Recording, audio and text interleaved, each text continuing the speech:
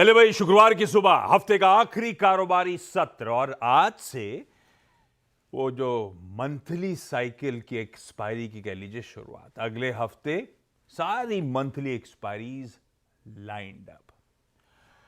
अच्छा, एक इमेज दिखाता हूं स्क्रीन पे।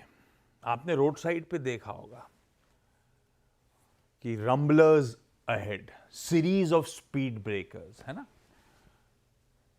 वो उठा पटक। वैसे ही बिल्कुल भारतीय बाजारों का बिहेवियर ऑफ लेट। पिछली वीकली साइकिल जो कल एक्सपायर हुई वो आपकी स्क्रीन्स पर आएगी।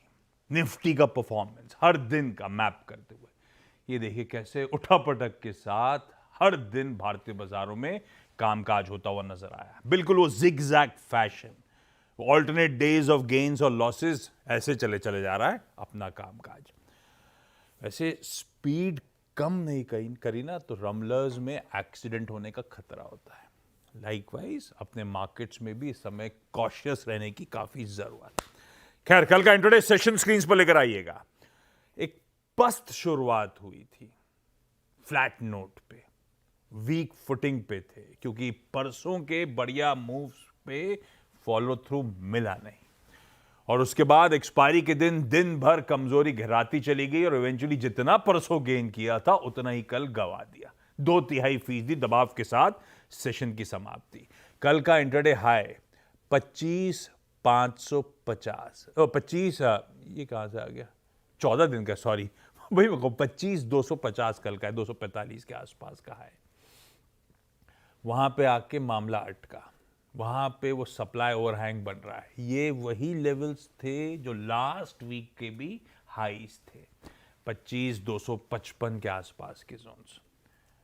तो ये एक दिक्कत वाला पॉकेट बनती हुई और ऐसा लग रहा है इन जोन्स के आसपास आते आते कोई ना कोई बहाना ढूंढ लेता है बाजार दिक्कतें बढ़ाने का। कल आईटी रिजल्ट्स कह सकता हूं एट बेस्ट डिसअपॉइंटिंग थे, हिंदी में कहें तो निराशाजनक थे। वो क्या, कोई खराब रिजल्ट्स नहीं थे, पर आईटी की धुलाई हो गई कल और साथ इसने मूड बिगाड़ा और काफी हद तक वो मिड कैप्स के एक्सीडेंट्स ने भी शायद ओवरऑल सेंटिमेंट्स पे हावी पड़ा होगा। ठीक है, तो कल मूड एक्चुअली स्क्रीन पे बिगड़ गया और वो क्रूशियल जोन से फिर मामला ठंडा पड़ गया। खैर, आज के संकेत स्क्रीन पर रख दिए हैं।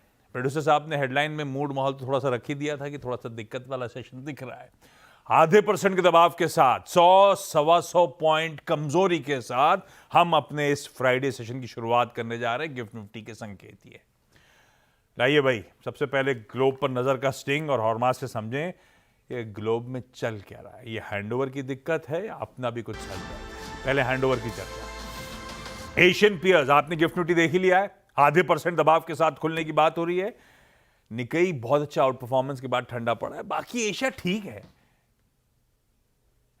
ये निकेई 1.5% ऊपर है क्या? ये तो कल की कहानी लग रही है मुझे।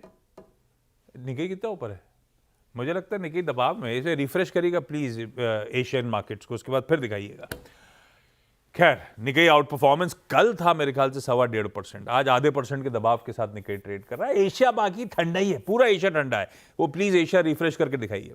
और यूएस के हैंडओवर, जैसे प्रोड्यूसर साहब कह रहे थे, कल फ्लैटिश हैंडओवर था लेकिन सेशन इंटरेस्टिंग थे। डाउ पिट रहा था तो बाकी बेंचमार्क्स बढ़िया मजबूती के साथ नए रिकॉर्ड जड़ते चले जा रहे थे।